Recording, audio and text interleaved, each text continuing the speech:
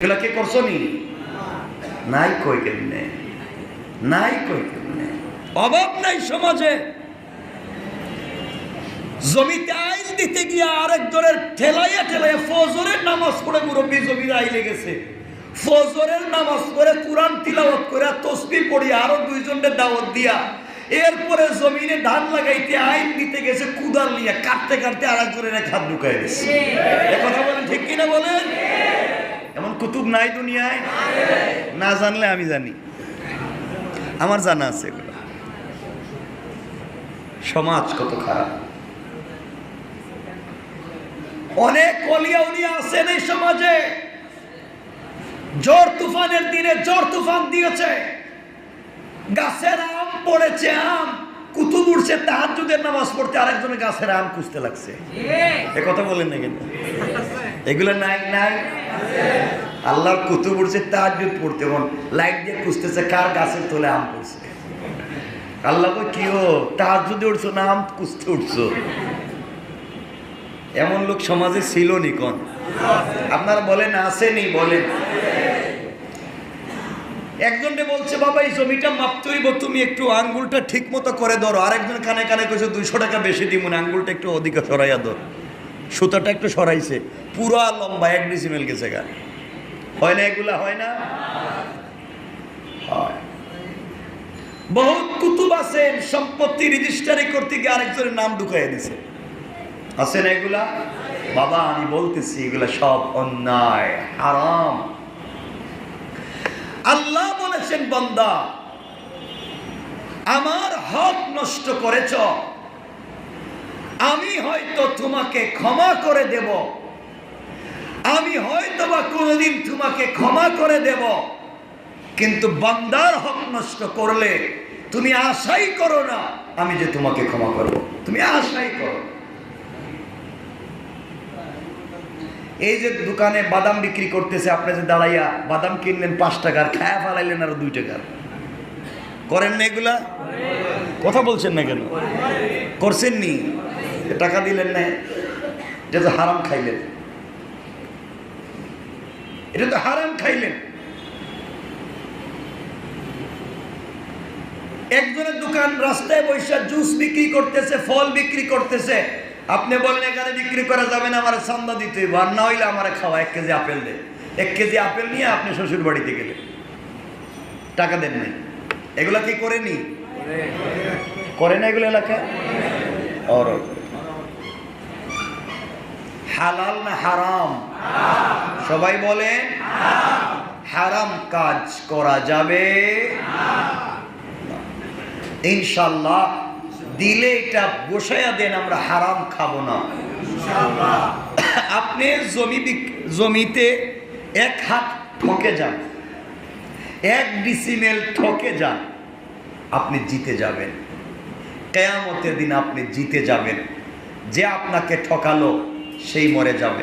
যেন আমি বলছি, আমি এক লোকের কাছে খুব বিশ্বাস করতাম, আমি বলে ফেলতেছি 1 মিনিটে, কষ্ট হচ্ছে না তো? আমি বলতেছি, দিলের কথা বলতেছি। 2টা লোকের কাছে আমি মাঝে মাঝে ওই যে জায়গা জমি কেনার জন্য টাকা পয়সা দিতাম, এরা সব টাকা খায়া পালায়। আমার আমার আমার বা পরে আবার দিলাম, ও নিজের নামে জায়গা কিনে রেখে দিস। আমি চাইলে আমি পিটাইয়া সমান করে আদায় করতে পারি। আল্লাহ আমাকে এই ক্ষমতাও দিছে এই সমাজে, চাইলে পিটাইয়া একবারে সোজা করতে পারি, কিন্তু আমি বিচার দিয়ে রেখেছি আল্লাহর কাছে। আমি জানি তিনি বলেছেন আমার আদালতে কখনো ইনসাফের উল্টা হবে না, অবশ্যই আমি হক বিচারই করব। তো আমি আল্লাহর কাছে বিচার দিয়ে রেখেছি, এবং দিলে এটা বিশ্বাস যারাই কাজ করেছে ওটা তো আমার তকদির নিয়ে যায় নাই, কপাল নিয়ে যায় নাই। বলেন না কেন? যে লোকটা বছরে 2 কোটি টাকা ইনকাম করতে পারবে, সেই লোকটা যদি কেউ 10 লাখ 20 লাখ 50 লাখ নিয়ে যায়, ও কি আবার পারবে না?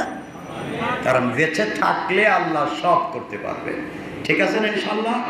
এজন্য আমরা বেঁচে আছি, আল্লাহ ভালো রেখেছেন, সব সুযোগ রেখেছেন। বলেন জুড়ে আলহামদুলিল্লাহ। সব করতে পারবেন, কিন্তু আপনি কাউকে ঠকিয়েছেন তো আপনি ঠকে গেলেন, আপনি কাউকে ঠকিয়েছেন তো তো আপনি ঠকে গেলেন দুনিয়ায়ও আখেরাতেও। আপনি কাউকে ঠকাইছেন, এর বদলা রব হয়তো আপনার উপরে থেকে নিবে, না হয় আপনার সন্তানদের উপর থেকে নিবেই। দেখেন না, বহুত সমাজে লোক আছে কোটি কোটি টাকা মানুষে ঠকাইয়া সম্পত্তি করছে, তার সন্তানেরা সব খোয়াইয়া এখন চুরি ডাকাতি করে খায়। আছে না নাই? রব ভালো পারে। রব যখন নিতে চায় এভাবেই নেয়, রব এভাবেই নেয়। দেখবেন মানুষের চুরি ডাকাতি করে মাইরা দুইরা সম্পত্তি জমা করছে, তার সবগুলা ছেলে বিকলাঙ্গ, প্রতিবন্ধী। আছে না? আচ্ছা, প্রতিবন্ধী হয়ে গেছে। ইনসাফ। এজন্য আমি আল্লাহর ওয়াস্তে আপনাদের কাছে বলছি, বাবা আপনি নামাজ পড়েন কিনা আমি জানতে চাইতাম না, আপনি রোজা রাখেন কিনা আমার জানার দরকার নেই, কারণ ওটা আল্লাহর হক। আপনি জানবেন আর আপনার আল্লাহ জানেন। আপনি জানেন, আপনার আল্লাহ জানেন। আপনি কেমনে তার সঙ্গে মুআমালা করবেন, কি বলে আল্লাহকে বুঝাবেন, ওটা আপনি জানেন। আমার বিশ্বাস আছে এতটুকুন, আপনি যদি বুঝাইয়া বলতে পারেন, 6-9 না করেন, বুঝাইয়া বলতে পারেন, হয়তো রব আপনাকে মাফ করে দিতেও তো পারে। সুবহানাল্লাহ বললেন না? জানেননি আপনারা কিয়ামতের দিন আল্লাহ একটা পর্দা দিবেন, পর্দা, লম্বা পর্দা দিবেন। পর্দা দিয়া কিছু বান্দারে ডাকবেন, কিছু বান্দাকে ডাকবেন, বলবেন এদিকে আসো। বান্দাকে ডাইকা নিবেন, পর্দার ভিতরে নিবেন, এদিকে আও, কাগজ এগুলো কি লিখছো। দেখেন না, কোনো টিচার যদি কোনো ছাত্রকে পছন্দ করেন বা ভালোবাসেন, তাহলে ডাইকা নেন না, এই এত ভালো ছাত্র তুমি, এটা কি লিখছো, এটা কি করছো পরীক্ষায়, এটা কি করছো। ভদ্র যদি ছেলে এলাকায় হয় আর হঠাৎ যদি দেখা যায় গরম হয়ে গেছে, কারোর সাথে মারামারি করছে, তারা ডাইকা বাড়িতে নেই, এই ছেলে তুই তো এত ভালো ছেলে, বাপ মা এত ভালো, তুই তো এই কাজ করার কথা না রে, নিশ্চয় কে করাইছে, ঠিক না? তো রবও এভাবে কিয়ামতের দিনে পর্দার আড়াল নিয়ে বলবে, এই বান্দা তোরে আমি কত পছন্দ করি, এগুলা কি করছস, দেখ তোরা বল না এটা কি লেখা, নামাজ পড়ছ নাই, রোজা রাখছ নাই, কি এগুলা করছস, সত্যি করছস নি। বান্দা কিছু না বইলা কাঁদবে কাঁদবে কাঁদবে। আল্লাহ বলেন কান্দস কেন?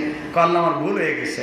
আল্লাহ বলেন যা, আমিও পর্দার আড়ালে আনছি, কাউরে তোর চোখের পানি দেখাতে চাই না, কাউকে তোর গুনাহ দেখাতে চাই না।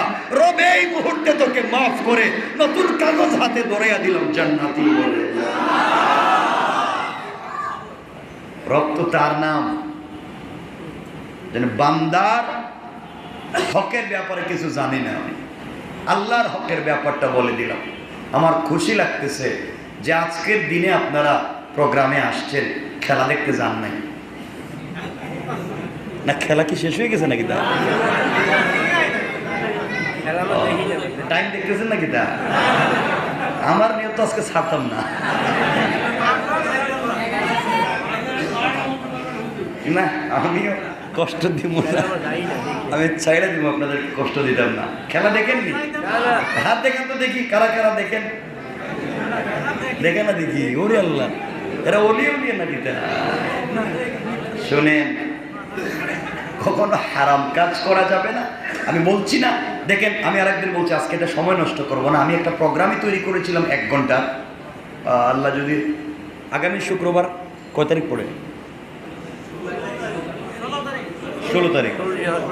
16 তারিখ আমার 1 ঘন্টার একটা প্রোগ্রাম তৈরি করেছিলাম। আমি যেহেতু তৈরি করে প্রোগ্রামে কথা বলি, আগে রেফারেন্স তৈরি করি খেলাধুলা নিয়ে, হালাল হারাম, জায়েজ না জায়েজ, এগুলোর উপরে আমি একটা রেফারেন্স ভিত্তিক আলোচনা তৈরি করেছিলাম। আমিও খেলাধুলার বিপক্ষে না। গ্রামের মাঠে আপনারা ফুটবল খেলেন নাই? এটা কি হারাম ছিল? আসরের নামাজ পড়ে পায়জামা পরে খেলাধুলা করেন নাই? ওটা তো অন্যায় ছিল না। কিন্তু খেলাধুলাতে গিয়ে যখন জুয়া চলে আসে, পৃথিবীর সব খেলা হালাল, কি বিশ্বাস হয় না? কিছু কয় না দেখি, বিশ্বাস হয় না? বিশ্বাস হয়, হোক আর না হোক সব হালাল। কিন্তু হারাম বলতে গেলে 3টা শর্ত। সব খেলার উপরে আল্লাহ 3টা শর্ত লাগাই দিয়েছেন রাসূলের পাক। এই শর্ত যদি পাওয়া যায় হালাল, না পাওয়া গেলে হারাম। এখন আপনি দেখবেন এই শর্ত কই আছে, যেখানে দেখবেন শর্ত আছে এটা ঠিক, শর্ত নাই। এবং কোন খেলা হালাল কোন খেলা হারাম আমি জানি না, শর্ত পাওয়া গেলেই ঠিক আছে। ঠিক আছে তো ইনশাল্লাহ? এটা সহজ হয়ে গেল। তাহলে এগুলো আজকে বাদ, আমরা এগুলো বলে সময় নষ্ট করবো না, আমরা জরুরি কিছু কথা আছে। তো যাই হোক, আমরা আর যাই করি বান্দার হক নষ্ট করব না। একজনের গাছে মরিচ ধরছে, মরিচ, কাঁচা মরিচ, আপনি কাঁচা মরিচ ছাড়া ভাত খাইতে পারেন না, ধর একটা গাছ থেকে কাঁচা মরিচ নিয়ে নিলেন, এটা হালাল না হারাম? শুধু হারাম না, জঘন্য হারাম, এটা কাজ করা যাবে না। আল্লাহ আমাদেরকে হেফাজত করুক, বলেন আমিন। এজন্য আমরা কখনো অন্যায় করব না। এলাকায় গেলে কারো জায়গা জমি দখল করব না, করেননি, কইরেন না। এগুলো হারাম কাজ, অন্যায় কাজ, ওইগুলো মারাত্মক পর্যায়ের অপরাধী। যারা দুনিয়ার জমিনে আরেকজনের সম্পত্তি দখল করে হারাম ভাবে, কিয়ামতের দিনে আল্লাহ পুরা সম্পত্তি তার গলায় ঝুলাইয়া দিবেন, পুরা সম্পত্তি গলায় ঝুলাইয়া দিবেন। বলবেন উঠ, উঠতে পারবে? উঠতে পারবে? আমি তো বললাম কত লোক মানুষের জায়গা আমার জানা মতে বুয়া দলিল করছে, বুয়া দলিল করছে। একজনের টাকা দিয়েছে, তার নামে দলিল করছে। এতগুলো অন্যায় করবার পরেও তবলিগও করে, এতেকাফও করে, মসজিদের সভাপতি হয়ে যায়, তসবিও পড়ে। আল্লাহ কয় ও বাপ্পা, করলেটা কি? করলেটা কি? তুই তসবি পড়স কেমনে, করছস কি এতক্ষণ? এজন্যই নামাজ আপনাকে জান্নাতে নিবে না যতক্ষণ পর্যন্ত আপনি বান্দার হক কমপ্লিট আদায় না করবেন। এজন্য বাবা আমি আবারও বলছি, হ্যাঁ আপনি কি করেন আমি জানতে চাই না, নামাজ পড়েননি, রোজা রাখেননি, হজ করেননি, আমি জানি না, কিন্তু আমি জানতে চাইবো আল্লাহর ওয়াস্তে বান্দার হক নষ্ট করব না। বলেন নষ্ট করব না। ভাইয়ের হক নষ্ট করব না, বোনের হক নষ্ট করব না। মনে পড়ে গেল এক কথা, কয়েকদিন আগে, এই যে গেল কয়েকদিন আগে আপনারা হয়তো দেখেছেন, এক ভাই মারা গিয়েছে, বোন দৌড়াইয়া ভাইয়ের বাড়ি গিয়েছে, অজুর ধারে কান্নাকাটি করেছে, গোসলের ব্যবস্থা করেছে, কাফনের ব্যবস্থা করেছে, কোটি টাকার মালিক ভাই, জানাজার শরীক হয়েছে, জানাজা শেষ হয়েছে, তাড়াতাড়ি তাকে কাফন দাফন করা হয়েছে, দোয়া দুরুদ হয়েছে। কাফন দাফনের পরে গুরুস্থানে বাইকে নেওয়ার পরে বোন গুরুস্থানের সামনে দাঁড়িয়ে দুহাত উপর দিকে উঠাইয়া আল্লাহরে বলতেছে, আল্লাহ ও আমার আপন মায়ের পেটের ভাই, ও আমার আপন কলিজার টুকরা ভাই, আজকের থেকে সে আপনার জিম্মায় চলে গিয়েছে, আজকের থেকে আমাদের জিম্মায় নাই। আল্লাহ তুমি তো শুনছি আদিল, তুমি ইনসাফওয়ালা, তুমি একমাত্র ইনসাফ করো, আমি তোমার কাছে আজকে ইনসাফ চাই। ভাই তোমার জিম্মায় চলে গিয়েছে, 30টা বৎসর সে আমাকে বাবার সম্পত্তি থেকে বঞ্চিত করেছে, তুমিও তাকে তোমার রহমত থেকে বঞ্চিত করে দিও। বোন দোয়া করতেছে ভাইয়ের গুরুস্থানে, বোন দোয়া করতেছে ভাইয়ের গুরুস্থানে দাঁড়াইয়া, ভাইয়ের কবরের সামনে দাঁড়াইয়া বোন দোয়া করে, আল্লাহ আমাকে 30 বছর ঠকাইছে, সম্পত্তি থেকে বঞ্চিত করছে, তুমিও আজকে তার রহমত থেকে বঞ্চিত করো। এখন আমাকে বুঝান, কে আপনাকে, এই ভাইকে কে বাঁচাবে? পৃথিবীর কেউ বাঁচাতে পারবে? কেন রে ভাই এই সম্পত্তি নিয়ে এত কিছু? কেন এত কিছু? কেন এত কিছু? সব দেও, যে যতটুকুন পায় দেও, যে যতটুকুন পায় দেও। আমাকে যারা ঠকিয়েছে সব জিনিস তো ক্ষমা করা যায় না, রসুলে পাকও তো ক্ষমা করেননি, আল্লাহ তো ক্ষমা করেননি। এজন্য আমি এটা নিয়ে কষ্ট পাইনি, এটা বলবেন না, কিন্তু আমি ভয় পাচ্ছি লোকটা করলো কি। এরা তো মনে করেছি এই লোকগুলো দিয়ে কাজ হবে, করলো কি?